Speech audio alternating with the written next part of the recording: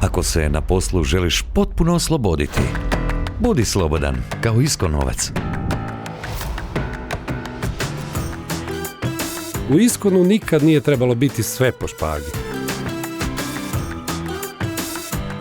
Stvarno si možeš organizirati posao kako ti želiš.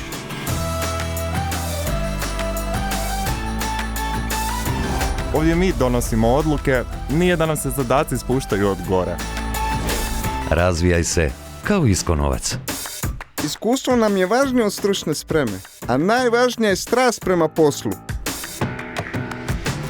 Ako to želim, mogu se razvijati i van svog odjela. Junior si? Ne brini, ovdje bildamo zajedno. Pomoći ćemo ti da narasteš. Igraj timski kao Iskonovac.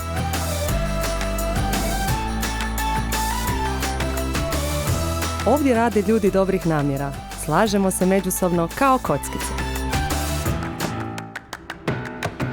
Kad je bilo teško, svi smo potezali više od 100%. Mijenjale su nam se uprave i direktori i dalje sa svakim od njih možeš popiti pivo. Pokreći stvari kao Iskonovac. Sviđa mi se brzina kojom se ovdje događaju promjene. Možemo predlagati nove stvari i podupiremo inicijative drugih. I ono najvažnije, nitko se neće naljutiti ako pokušaš nešto drugačije. Kao Iskonovac imaš slobodu radni dan organizirati kako ti želiš. Svaki projekt za tebe je prilika da pokreneš nove stvari. Uz kolege koji podržavaju tvoju znatiželju, uvijek učiš i ideš prema naprijed i zato samo naprijed. Slobodno nam se pridruži i postani i ti kao Iskonovac.